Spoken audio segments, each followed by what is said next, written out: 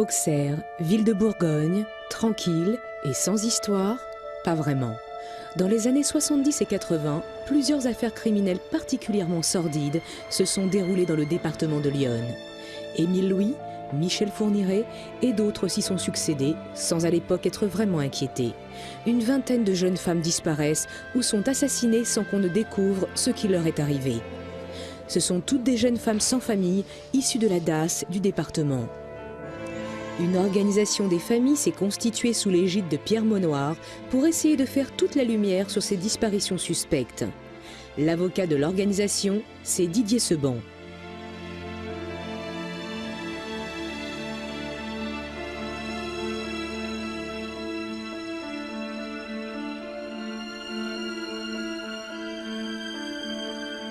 Beaucoup d'affaires criminelles sont aujourd'hui inexpliquées dans l'Yonne, de meurtres ou de disparitions de jeunes femmes, ce qui avait fait dire au Conseil supérieur de la magistrature qu'il y avait 0,00% d'élucidation des affaires de disparition de jeunes femmes. Aucune affaire résolue, c'est-à-dire que plusieurs tueurs continuent de sévir en toute impunité dans la région.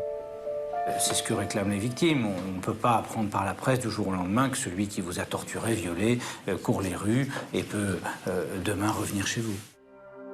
À la fin des années 80, une affaire a défrayé la chronique locale par son côté particulièrement sordide, l'affaire Claude Dunant.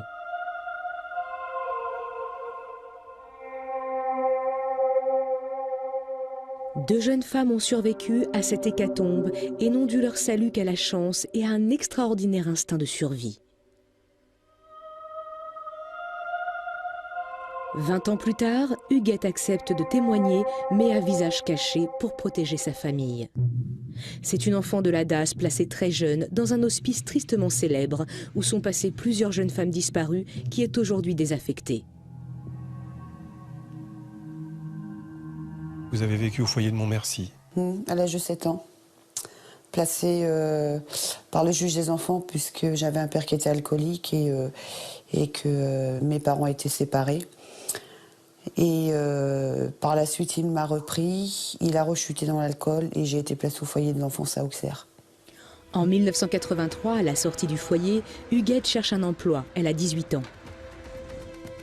J'ai répondu à une annonce qui était passée dans l'Union républicaine, qui recherchait une personne pour s'occuper d'une grammaire grabataire et que j'étais nourrie logée. Celui qui a fait paraître cette annonce, c'est un certain Claude Dunant. Huguette tombe dans un piège qui va faire basculer sa vie.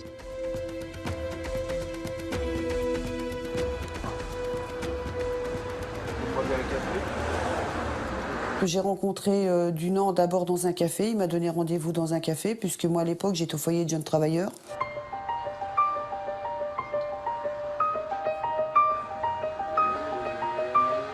Le café, il se trouvait juste à côté du foyer de jeunes travailleurs. Et quand je lui ai dit que je faisais partie de la DAS, mais que j'allais me retrouver à la rue, pour lui, ça a été la bonne aubaine.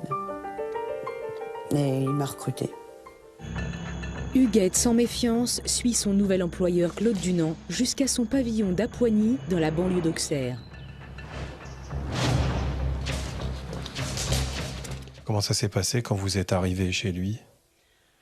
Eh ben, il a essayé de me mettre en confiance en me parlant du travail que je devais faire. Il m'a fait visiter le pavillon et arrivé au sous-sol, il y avait quelqu'un qui l'y attendait.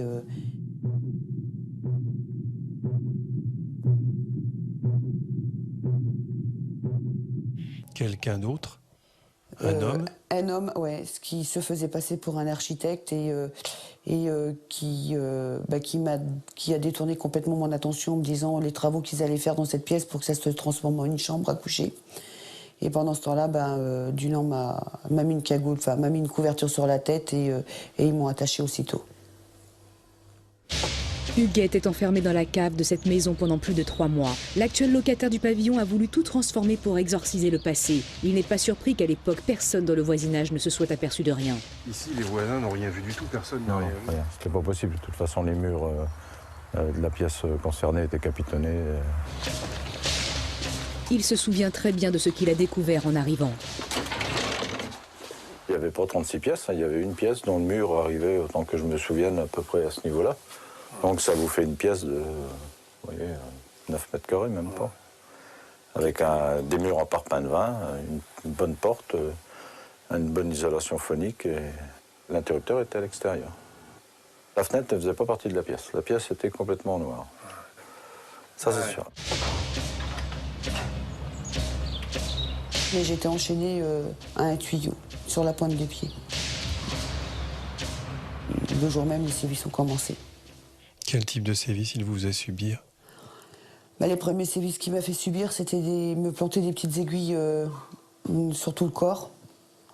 Et puis, par la suite, ça a été beaucoup plus violent. Donc, ça a été les viols avec des objets, ça a été les brûlures, le fer rouge, le fouet, et j'en passe.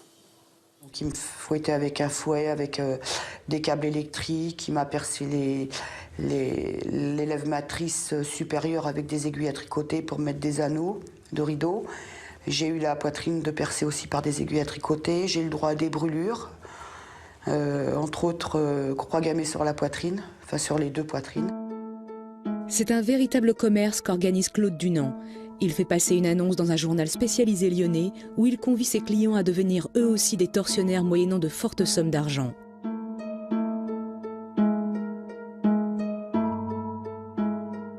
Sa femme Monique participe elle aussi à ces sinistres soirées.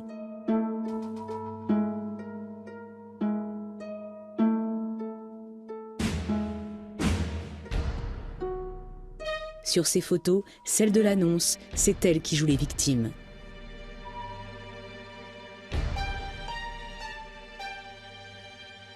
Rousse, 38 ans, poitrine 95, taille 60, fesses 100, esclave totale habituée à tout subir pour le plaisir de mes maîtres, je suis à vous enchaîné sans défense pour 1 heure, 1 jour, 1 mois ou plus. Et comment ça se passait? Alors, où venaient les voitures des différents clients? De toute façon, il y a une rue là, qui aboutit à la Nationale. Là, il n'y avait pas de mur, puisque donc, la Nationale est à, on va dire, même pas 100 mètres à vol d'oiseau. Donc ça, c'est l'allée du château de Régène. Bon, c'était facile pour des gens de venir à pied, de se garer, de se faire déposer sur la Nationale, il n'y a aucun problème.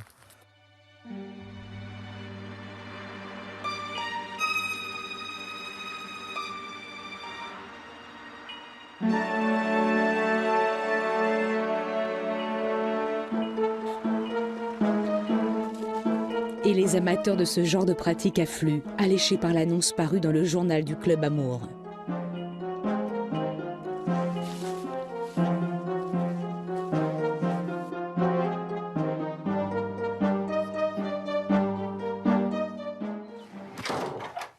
Le tout premier client qui est venu, c'était un Allemand qui s'appelait Helmut. Les premiers sévices que j'ai eus, ça a été à ce qui m'enfonce des épingles à tête sur tout le corps.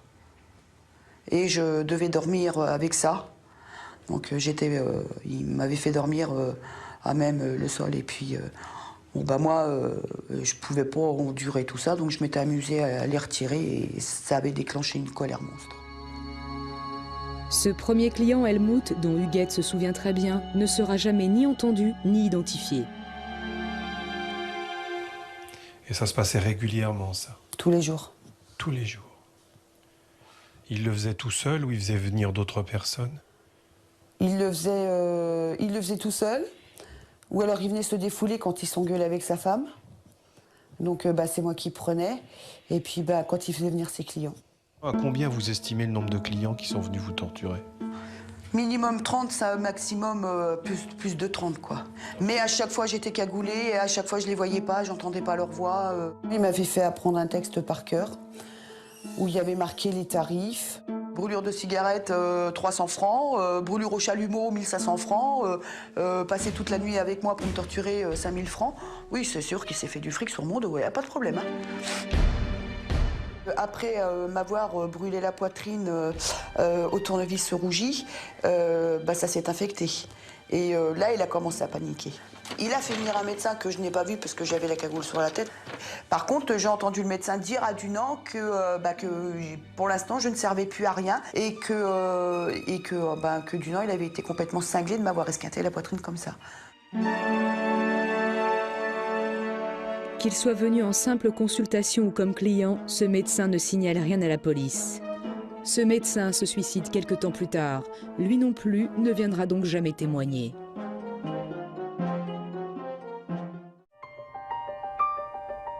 Pour Claude Dunant, il faut trouver une solution. Huguette ne lui suffit plus. Il lui faut piéger une seconde victime. Ironie du sort, c'est par l'ANPE que Dunant organise son traquenard pour une seconde jeune fille, Michaela, elle aussi sous tutelle de la DAS. L'annonce de la NPE précise comme pour Huguette qu'il faut s'occuper d'une personne âgée et que le logement est assuré. J'ai vu cette annonce en demandant à une hôtesse d'accueil qui était là si c'était quelque chose de sérieux. Cette personne m'a répondu que oui. Et moi, je lui ai fait confiance. J'ai téléphoné. Ils sont venus chez moi. Dunant force Huguette à l'accompagner chez Michaela. Il veut ainsi rassurer sa nouvelle victime et culpabiliser Huguette. Et arrivée chez elle, j'ai essayé de montrer à Michaela qu'il y avait quelque chose qui allait pas, mais je pouvais pas parler. J'avais un collier étrangleur autour du cou, caché par un collier. Et c'est vrai que derrière la robe que j'avais, j'étais tenue en laisse. Et au moindre écart, il tirait sur le collier, quoi. Et c'est vrai que j'ai essayé par tous les moyens de montrer, d'essayer de dire à Michaela qu'elle allait tomber dans un piège. Et ben, on s'est pas compris. Michaela ne comprend pas les signaux d'Huguette et accepte de les accompagner au pavillon d'Apoigny. Non, il fallait que j'y aille parce que j'avais besoin de travailler, j'avais besoin d'argent.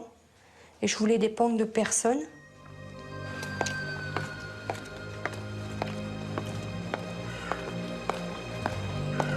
C'est vrai qu'à partir du moment où Michaela a été séquestrée, c'est moi qui l'ai pris sous ma coupe. C'est-à-dire que c'est moi qui lui préparais à manger, même si elle ne voulait pas manger, je la forçais à manger. C'est moi qui lui faisais la toilette. Bon, bien sûr, je pouvais pas... C'est vrai que j'ai engueulé Dunant en disant qu'il allait la tuer parce qu'elle était maigre et qu'elle ne pouvait pas subir tout ce que moi j'avais subi. Et vous étiez séquestrés dans la même pièce? Ouais. Michaela, il l'avait attachée sur une échelle, tenue sur un tréteau, de chaque côté. Et moi, j'étais attachée sur la croix de Saint-André. J'ai été violée, j'ai été battue et battue et battue. Et des sévices où moi-même, j'arrive même pas à le dire parce que je peux pas. Apparemment, je suis restée que 3 semaines. Mais peu importe le temps qu'on reste. Les sévices, ils sont là. Et puis ils sont dans notre corps, ils sont dans notre tête, et puis on ne dort pas. C'est des trucs qui me reviennent sans arrêt, même encore aujourd'hui. Par chance, un jour, une opportunité se présente pour Huguette. Dunant ne l'a pas attachée et elle peut s'évader. Immédiatement, elle essaye d'entraîner Michaela. Et c'est vrai que j'ai été pas mal esquintée. Et je lui disais, mais barre-toi, il va nous tuer. C'est foutu pour nous, si tu te barres pas, c'est foutu. Huguette sait qu'elle a ce jour-là une chance qu'elle ne retrouvera jamais. 3 mois enfermés dans le noir, c'est déstabilisant. On ne sait plus où se trouve Auxerre, où se trouve le sens inverse, où se trouve la police et tout. Et c'est vrai que j'ai atterri chez ma mère et c'est mon médecin traitant qui a fait appel au procureur de la République. Huguette est confiée à l'hôpital psychiatrique d'Auxerre et fait incompréhensible entre le moment où le procureur est prévenu et l'intervention de la police, il va s'écouler 3 jours.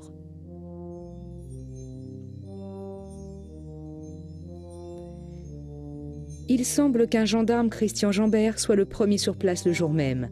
À cette époque, l'adjudant Jambert termine son enquête sur les disparus de Lyon.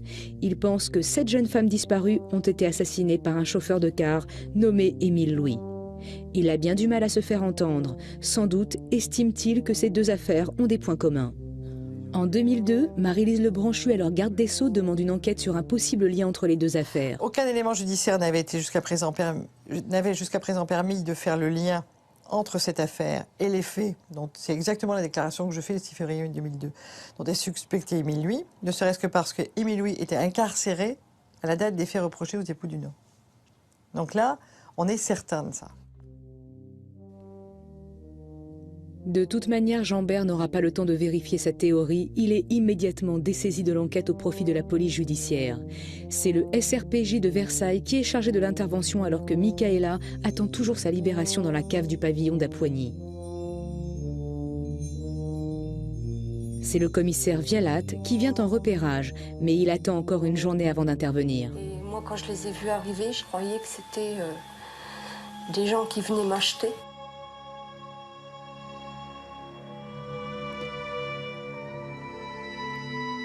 La police libère enfin Michaela et arrête le couple Dunant.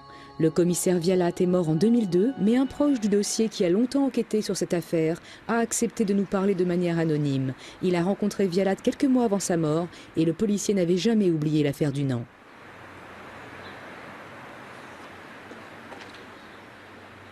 Il était commissaire à l'époque où l'affaire Dunant éclatait. C'était le premier à intervenir au pavillon des Dunant. Et ce qui avait frappé ce policier, c'est que, en fait, l'information ne s'était pas cantonnée à l'hôtel de police, mais d'autres gens le savaient, puisqu'il a trouvé sur place un journaliste local de Lyon Républicaine qui était présent sur les lieux. C'était quand même pour le moins surprenant. L'ancien substitut du procureur d'Auxerre, Daniel Stilinovic, nous le confirme. L'intervention de la police chez les Dunant a été pour ainsi dire annoncée. L'affaire a été sabotée, et là je maintiens sabotée, dans le temps de la découverte, le lendemain, le surlendemain ou plus tard. Il y a une fuite au ministère de l'Intérieur, au service de presse. L'affaire était révélée. Il n'y a pas meilleur moyen pour prévenir les clients de ne pas se pointer que d'utiliser encore les médias, quoi. Bon, alors ça s'appelle un sabotage, oui, bien sûr. C'est un sabotage. Mais ce n'est pas la seule chose qui a étonné le commissaire Vialat dans cette affaire. Étant les premiers à intervenir sur les lieux, il aurait dû être convoqué au tribunal pour raconter les conditions de l'interpellation. Or, il n'a jamais été convoqué au procès de Claude Dunant. Et M. Vialat a toujours été étonné. Pour lui, cette affaire a été foirée. Il est décédé le 1er décembre 2002 d'une crise cardiaque. Sa femme ne lui connaissait pas d'ennui de ce genre.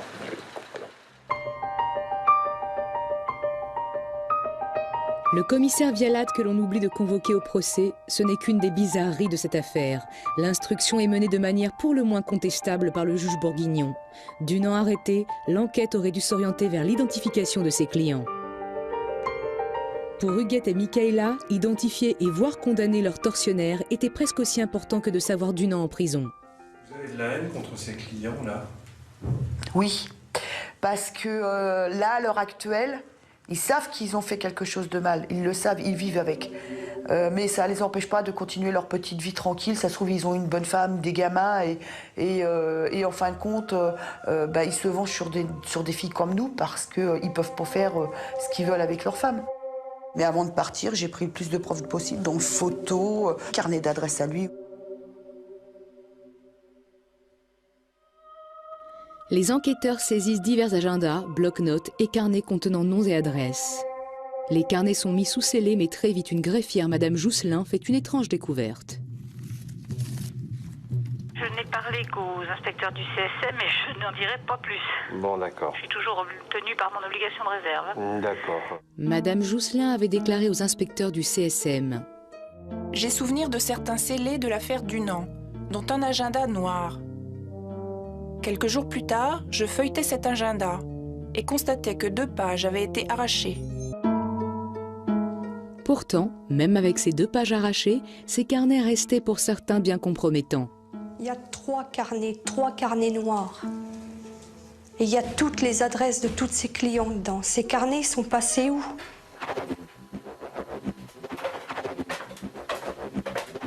Les carnets d'adresses contenant les noms des clients des pièces à conviction essentielles qui disparaissent finalement sans explication.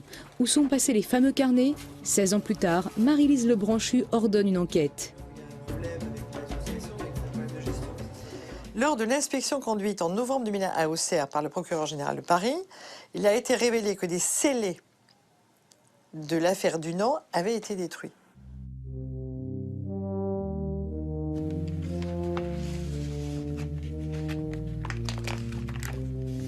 Qui a détruit les scellés contenant les carnets mystères ? Moi, ce qui m'a gênée, et ça, je ne me le remettais pas en mémoire, c'est que quand il y a eu l'inspection, donc, en décembre 2000 et février 2001, personne n'a parlé des scellés détruits. Et c'est quand j'ai déposé, avec des noms, en disant je veux au CSM un tel, un tel, un tel, un tel, que tout d'un coup, ils avaient des révélations à faire sur autre chose. Et ça m'a pas plu. Des magistrats révèlent la disparition de pièces à conviction à suivre, mais en juin 2002, Marie-Lise Lebranchu quitte le ministère de la Justice sans réponse à ces questions, et pourtant ses carnets ont bel et bien disparu. Fin 1983, une information judiciaire est ouverte pour séquestration et violence précédée d'actes de torture et d'actes de barbarie. Le juge d'instruction Jacques Bourguignon est désigné. C'est le même juge qui va classer sans suite, quelques mois plus tard, le rapport du gendarme Jambert sur les disparus de Lyon. Quant à l'identification des clients, elle patine. Est-ce qu'il vous a posé des questions sur les clients? Non. Non, Jamais. non. L'avocat de Claude Dunant, maître Liénard, s'étonne lui-même des faibles résultats de l'instruction. On a l'impression qu'on n'a pas vraiment recherché qui étaient les clients de Claude Dunant. On peut le dire comme ça. On peut le dire comme ça, oui. J'ai l'impression que si cette affaire avait été confiée en 2003 à certains magistrats instructeurs parisiens, très probablement, les suites en seraient différentes. Huguette n'a pu apercevoir qu'un seul client. La seule personne que j'ai vue en visage découvert, c'est Étiévan, Georges Étiévan, un avocat libanais. C'est Étiévan qui m'a fait écrire les lettres pour mes parents. C'est Étiévan qui a ordonné que je sois punie quand il fallait être punie. Enfin, voilà quoi. Et qu'est-ce qui lui arrivait, cet Étiévan, lui, ensuite? Il a été entendu par le juge? Il a été entendu par le juge et puis il n'a pas eu le temps d'avoir le procès puisqu'il est mort avant. Une poignée de clients a pu être identifiée, c'est ce que nous confirme notre informateur. Il y aurait eu une cinquantaine de clients.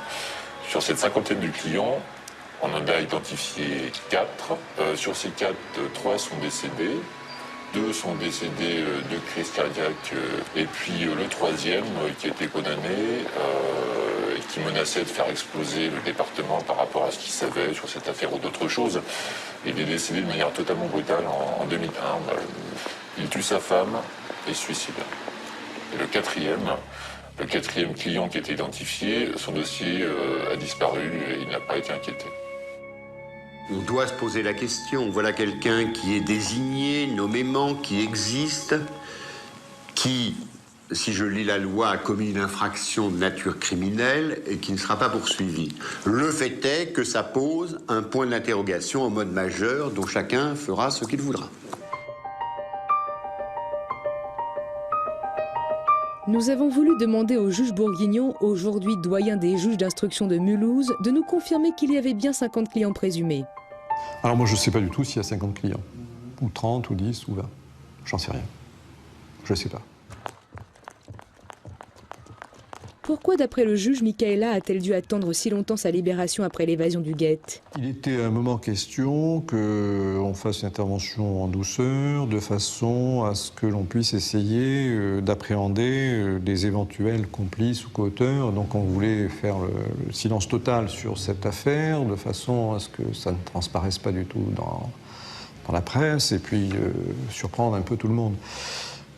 Bon, je ne sais pas ce qui s'est passé, mais enfin, il y a eu une fuite, manifestement. Peut-être que c'est ce qui explique en partie le retard, dans la mesure où on voulait mettre toutes les chances de notre côté et bien organiser cette intervention, puisqu'une intervention de police, c'est jamais quelque chose de très discret.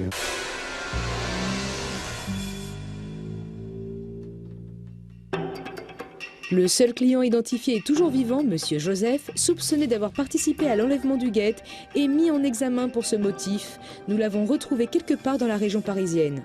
Un homme, ouais, qui se faisait passer pour un architecte et qui a détourné complètement mon attention en me disant les travaux qu'ils allaient faire dans cette pièce pour que ça se transforme en une chambre à coucher. Et pendant ce temps-là, Dunant m'a mis une cagoule, enfin m'a mis une couverture sur la tête et ils m'ont attaché aussitôt. Est-ce que vous êtes monsieur Joseph? Oui, bonjour. Ça vous dit quelque chose, Claude Dunant? Comment Oui, ça me dit. Oui, ça vous dit quelque chose? Moi, j'ai eu un non-lieu, alors oui, voilà ce que je peux vous dire. Vous n'avez jamais participé à tout ça? Mais je le connais. Je l'ai connu quand il habitait Villefranche. Vous n'êtes jamais allé à Poigny, vous? Non, non. Oui, mais comment ça se fait que vous vous êtes retrouvé impliqué dans cette affaire? Pourquoi Dunant a-t-il donné votre nom? Moi, je pense qu'il a voulu couvrir quelqu'un, moi, je pense. Vous avez même jamais su qu'il faisait ça, qu'il avait ce réseau sadomaso, là? Non, si, je savais qu'il était un peu... qu'il bizarre. connaissait des femmes, si, ça, je savais. Ça. Mais vous avez jamais été client? Non, je n'ai jamais été client. Contrairement à ce qu'il dit, Monsieur Joseph a reconnu pendant l'instruction avoir rencontré Claude Dunant par le Club Amour et connaître au moins un autre client. Nous décidons de montrer ces images à Huguette. J'aurais bien aimé rencontrer une amie, mais pas, pas dans ces conditions un peu... Oui, puis pas pour faire, parce que là, il est bizarre. Il est torturé, là. Oui, il paraît qu'il les a... Ouais. De toute façon, vous, ça vous intéressait pas du tout, ce genre de truc? Si, moi j'étais intéressé, j'étais curieux. Ouais. J'étais curieux, je dirais intellectuellement curieux. Qu'est-ce qui vous fascinait là-dedans? Qu'est-ce qui vous intéressait? J'arrivais pas à comprendre qu'on puisse avoir du plaisir dans la douleur. Moi, ça me semblait incompréhensible. Il y a quelque chose qui me chagrinait. Vous avez réagi, Huguette? Oui. Il y a de quoi réagir. Mais il y a des mimiques au niveau des yeux, du front qui trompent pas, quoi. C'est...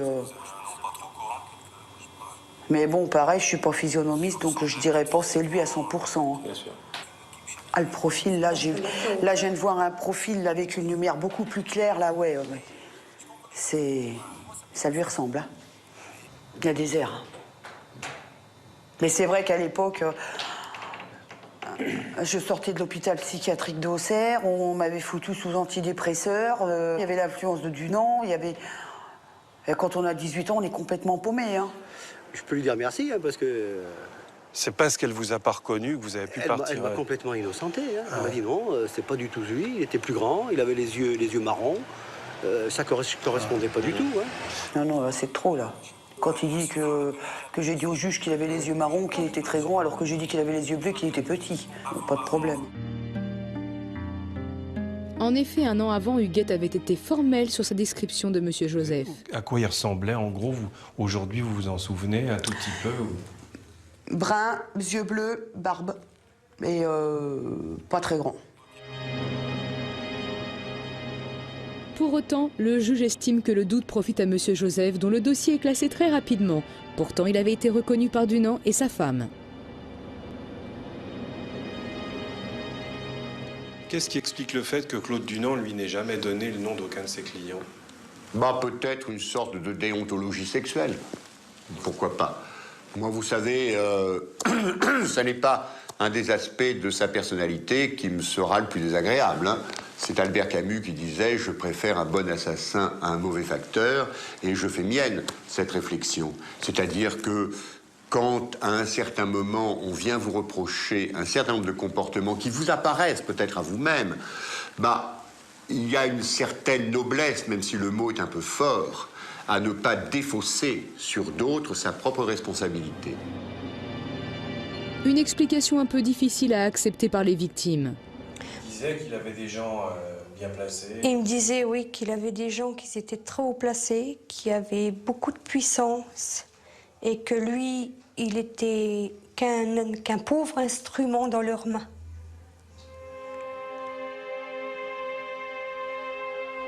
Le chapitre judiciaire est, semble-t-il, clos. Pourtant, il reste une cinquantaine de clients qui n'ont jamais été inquiétés.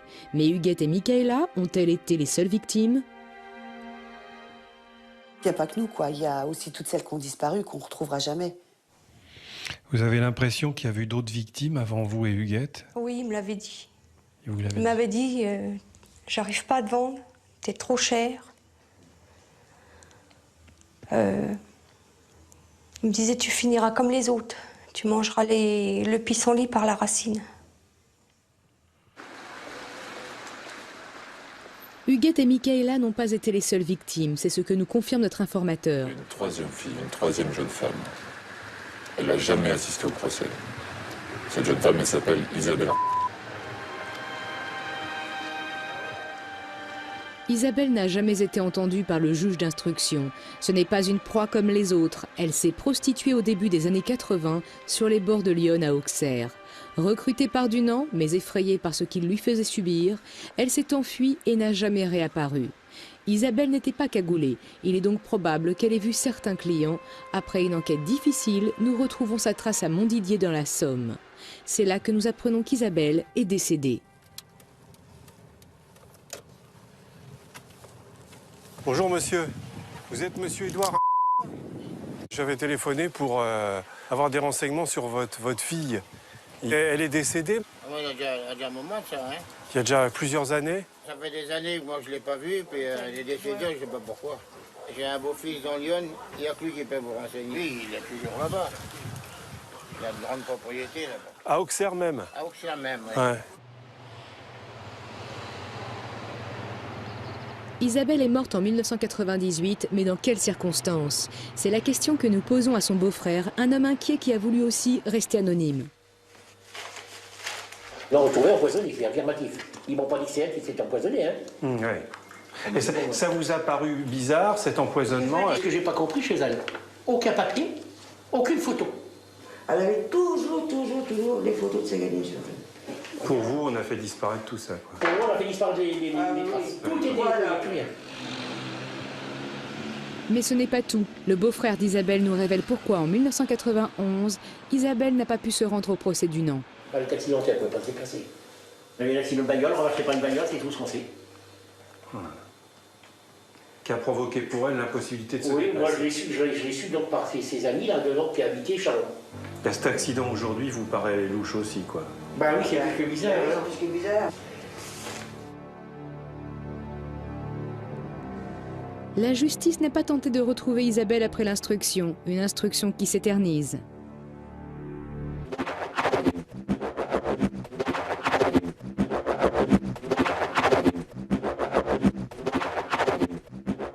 En 1988, Claude Dunant attend son procès en prison depuis déjà 4 ans. C'est alors qu'entre en jeu une curieuse association d'insertion de détenus, la Fraternité Notre-Dame, fondée par un visiteur de prison, un certain Georges Fritsch, et financée par des fonds publics. Elle s'intéresse tout particulièrement aux détenus Dunant. C'est d'ailleurs bizarrement elle qui reçoit de l'argent de Claude Dunant et non l'inverse, comme le prouve cette lettre envoyée par Dunant au Crédit Lyonnais. Veuillez remettre à Monsieur Fritsch les bons anonymes pour transfert à l'association Fraternité Notre-Dame, dont le montant s'élève à 90 000 francs. Dunant finançait-il l'association en échange d'une intervention? En tous les cas, ça marche. Georges Fritsch, se recommandant de Jean-Pierre Soisson, alors ministre du Travail et maire d'Auxerre, intervient auprès de Pierre Arpaillange, ministre de la Justice, pour obtenir de l'argent et la libération de Claude Dunant. Monsieur le ministre, je profite de mes vieilles et excellentes relations avec Monsieur Jean-Pierre Soisson pour solliciter une subvention de 200 à 220 000 francs. Monsieur Dunant a une conduite exemplaire. Il pourrait demander une semi-liberté, même dans le cas d'une condamnation à 14-15 ans, ce qui semble être le maximum prévu par la loi vu les chefs d'inculpation. Nous contactons la préfecture de Lyon pour consulter les statuts de la Fraternité Notre-Dame. Je vous dérange pas de... C'est moi qui vous ai appelé hier pour consulter le dossier sur la Fraternité Notre-Dame. On a questionné le préfet hier soir. Oui. Et bon, il ne souhaite pas dans la mesure où l'association est dissoute. Pourtant, les consultations sont normalement publiques. En tout état de cause, la Fraternité Notre-Dame fait tout pour obtenir la libération de Dunant.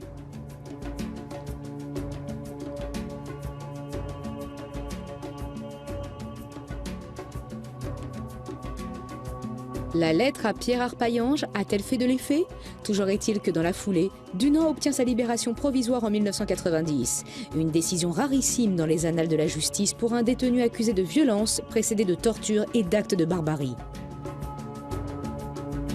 3 jours après sa libération, Dunant est contacté par un généreux donateur, c'est ce qu'il explique à Lyon Républicaine. J'ai eu un contact avec une personne qui me proposait une nouvelle identité, un billet d'avion pour le Sénégal et une forte somme d'argent. J'aurais pu m'échapper facilement. Mais Dunant confiant reste en France.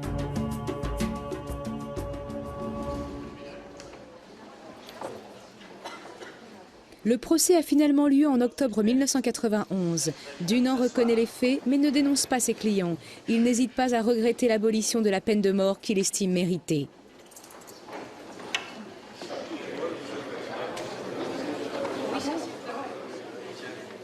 Le procès, pour moi, ça a été une horreur. C'était l'enfer qui recommençait. Parce que tout était là, devant nous. Sauf les clients. Sauf les clients. Et Dunant mentait sans arrêt. Et pour pas faire un scandale, pour me tenir correctement, devant les jurés, devant le procureur, même devant M. Bourguignon, qui à cette époque-là était juge, eh ben, je faisais des allées et venues. Je restais pas en place, j'arrivais pas. Quelle était l'attitude de Dunant? Arrogant. Il nous toisait de la tête aux pieds, l'air de dire que quelque part, il a toujours ce petit esprit de vengeance. Je l'ai dénoncé et ça lui a pas plu. Il est condamné à la réclusion criminelle à perpétuité sans peine de sûreté par les assises de Lyon le 2 novembre. Claude Dunant est renvoyé en prison jusqu'en juin 2001. Il aura accompli moins de 15 ans de prison. C'est exceptionnel pour un condamné à perpétuité.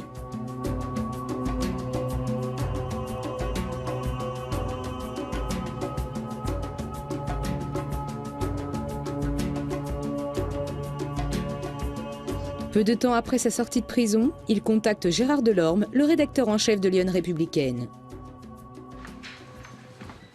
Il a demandé l'autorisation au juge d'application des peines parce que sa libération conditionnelle était aussi liée à une loi du silence qui lui avait été demandée. Il a obtenu l'autorisation et bon, moi je l'ai rencontré bien volontiers parce que bon, il a purgé sa peine. On a dit aussi les choses et aujourd'hui, je crois que c'est un homme un peu différent et qui veut essayer de se réhabiliter. On ne sait pas, on a du mal à mesurer quelle est la part de vrai dans ce qu'il pouvait dire, parce que bon, c'est un acteur aussi, Claude Dunant. Je veux vivre plus discrètement, dans l'ombre, dans l'anonymat le plus complet, et consacrer le restant de mon existence à faire le bien autour de moi, à soulager la détresse, à aider et à secourir. Il se croit peut-être avec une auréole au-dessus de la tête. Il ne faut pas oublier que c'est un tortionnaire avant tout.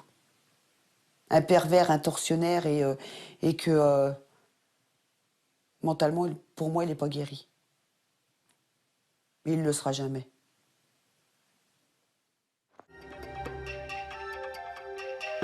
Dunant est venu parler des clients du réseau Sadomaso avec le journaliste et cette fois, il est assez précis. Les clients étaient des personnes importantes, habituées au club de rencontres, surtout des Parisiens et quelques Lyonnais. Il y avait des chefs d'entreprise, des chirurgiens, un homme politique nationalement connu, peut-être des magistrats. Est-ce que vous n'avez pas l'impression que cet article, il l'a accordé parce que c'était en fait un peu une menace par rapport à ses clients? Oui, mais de toute manière, Dunant, il est soutenu par quelqu'un. Il faut retrouver par qui. Parce que il a la chance avec lui jusqu'à maintenant. Il a fallu plusieurs rendez-vous pour qu'on obtienne cet entretien en dehors du département de Lyon où il était interdit de séjour puisqu'il doit vivre dans l'est de la France et il a été très prudent, il ne voulait pas de photos effectivement.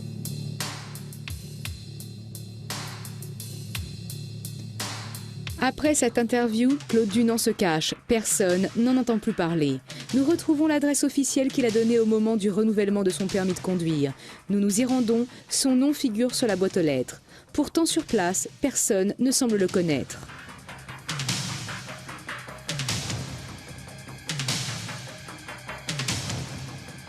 Oui, il est parti il y a combien de temps de...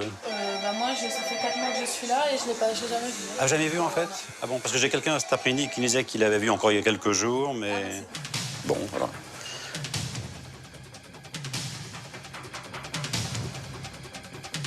Le lendemain, lorsque nous tentons une deuxième fois de le rencontrer, son nom a été effacé de la boîte aux lettres.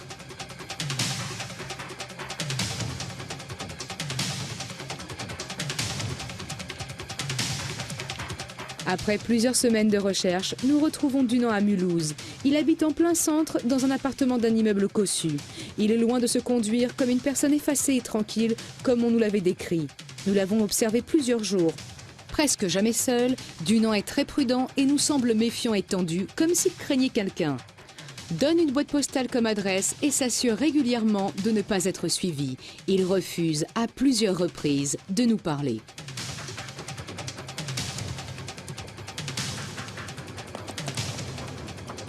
Pourquoi est-il si inquiet? C'est ce que nous cherchons à savoir en rencontrant l'ancienne compagne de son codétenu à la prison d'Auxerre et qui est demeurée son amie. Nous la filmons en caméra cachée. Vous l'avez connu comment, vous? Moi, je l'ai connu parce que mon concubin a eu un très grave accident, un soir de Java, et il avait de l'alcool dans le sang, il y a eu un mort, donc il avait été incarcéré. Ah ouais, d'accord. Voilà. On s'est toujours occupé de lui le temps qu'il était incarcéré. Puisque quand il est sorti la première fois, donc il était hébergé dans ma famille. Il était comme 15 jours sans sortir, parce que les autres ont dit, si on le rencontre, s'il est sorti, c'est qu'il a bavé. Il a eu des lettres de menaces, que quoi s'il parlait, et en sortant, il était ébloui. Ah bon? Il recevait des menaces par téléphone, par courrier, comment? Par courrier. Lui disant quoi? Bah, s'il parlait, qu'il savait ce qu'il attendait, quoi. On l'aurait su plus, quoi. Parce que lui, il a payé pour les autres. J'ai beau lui dire, Chico, de t'as payé pour des putassiers, des pourris, des pervers.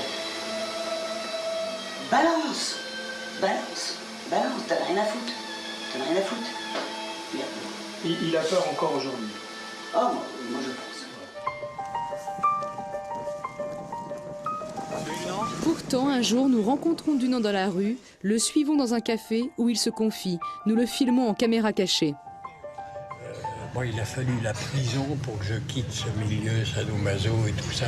Je savais, quand ça empirait avec ma première épouse, je savais que j'irais en prison.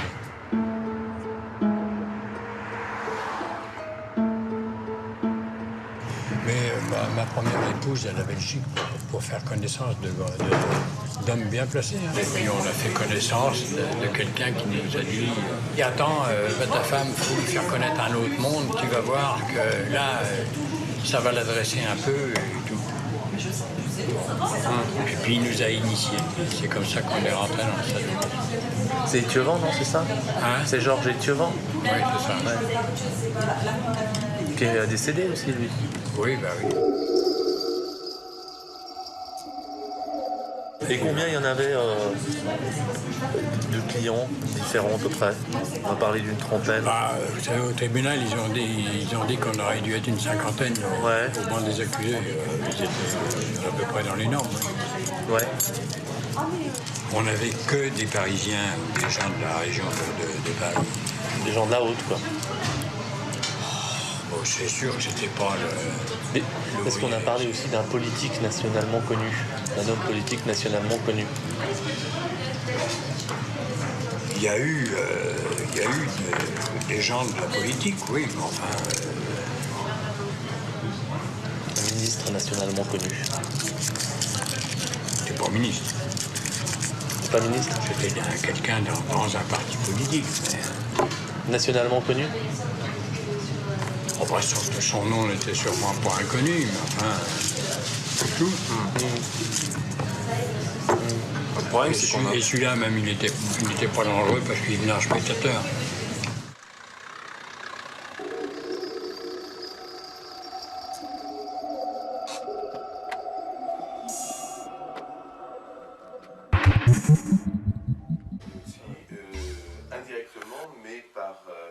Le cinéaste Yves Boisset s'est passionné pour tous ces mystères.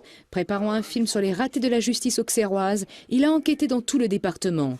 Yves Boisset a une petite idée sur ceux qui pourraient menacer Dunant aujourd'hui.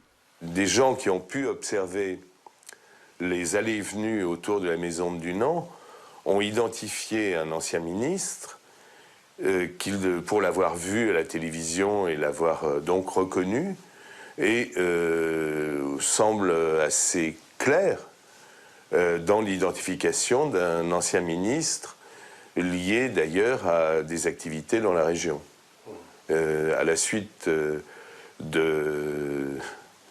d'ennuis fâcheux, ce ministre a quitté la carrière politique il y a quelques années. Est-ce que vous avez été soumis à des pressions ou des menaces pendant que vous meniez cette enquête à un moment ou à un autre? Des menaces, non, pas directement. Simplement, un haut fonctionnaire de la région m'a mis en garde en me disant qu'il fallait quand même faire attention parce qu'il y avait beaucoup de suicides, d'accidents de voiture, de crises cardiaques à l'intérieur ou à la périphérie de cette affaire. Et je lui ai dit, c'est quand même pas des menaces. Il me dit non, pas du tout, c'est parce qu'on vous trouve très sympathique. On ne voudrait pas qu'il vous arrive quelque chose de fâcheux.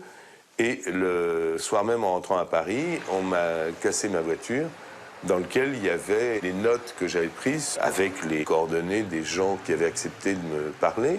Et vous étiez garé rue de Valois, où, disons, les forces de police ne manquent pas. Donc, non, c'est un des terrains de jeu favoris des forces de police en tout genre, puisqu'il y a la Banque de France, le ministère de la Culture et une antenne DRG.